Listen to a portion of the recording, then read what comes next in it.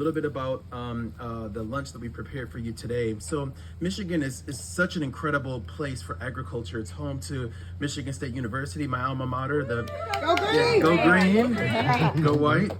So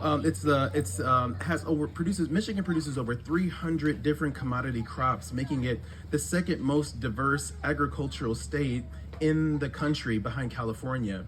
So Michigan is incredibly important to the economy of the country, producing over $104 billion in commodity produce and agricultural products every year from nearly over 51,600 farms in Michigan. And of those farms, we've been able to work with two of them in collaboration with the Southeast Market and some black farms out of Zeeland, Michigan. We've been so fortunate to be given some fresh potatoes, parsley, chives, and red onions that we've used today in today's Michigan potato salad. So potato salad has a really interesting history. It came over from Germany and European settlers in the U.S., usually based with mayonnaise and then mustard. But I've made a really cool potato salad. I hope you enjoy for the lunch after the talks. We're so excited. Bobby and Fawn are so amazing. I love their convenience shop up the street. I had a chance to go there, and I'm always so inspired by Black entrepreneurs and people that want to preserve the history of Black entrepreneurship in West Michigan. And so I guess it's considered Northern Michigan, huh? Yeah. Yeah, Northern Michigan. So it's very excited about that, and I know the food is delicious. They're incredible. So my culinary perspective and how I like to divide food is kind of interesting. So I've been to over 35 countries. I'm a chef, a master chef. I've been on Food Network. I've been on ABC. I was on ABC in West Michigan, representing my company, Mr. Eat Right.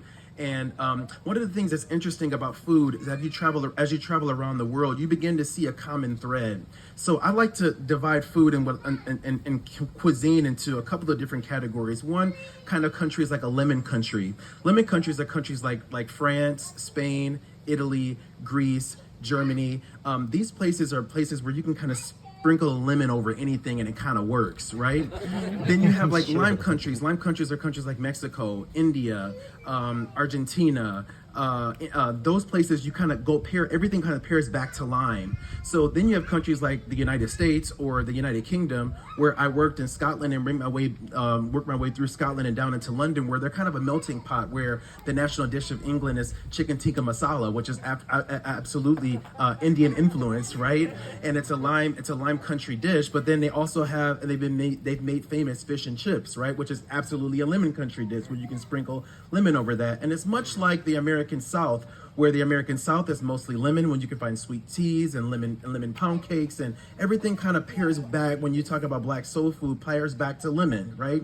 And then when you think of the like Tex-Mex and Southeast cuisine, where those things kind of pair back to lime. So multi-pot countries like the United States and the United Kingdom, those are really interesting because they have a combination of both. So the lunch that we're actually going to enjoy today is actually lemon country inspired. It's soul food, it's barbecue, but it also has this potato salad that again pairs back to lemon. So when I think of cuisine and travel, I love to think about which kind of country am I in right now? Am I in mostly a lemon country? Am I in mostly a lime country? So I invite you, when you're in your travels and you travel around to different places, think about what and how these countries fall and how the food kind of pairs back. And I think you'll start to find a common thread also. So just so happy to be here. So happy to be a part of this amazing event. Thank you so much, Mark, for inviting me. It's been an amazing experience as always. And I invite you to check out more Tiny World tours, because he does these kind of things all over, and it's just wonderful. So thank you guys so much.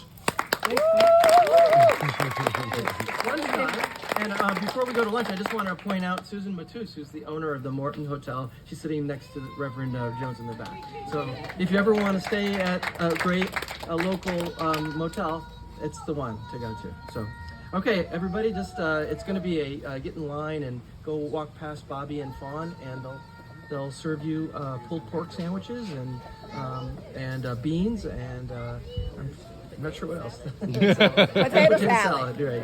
And the drinks are there too.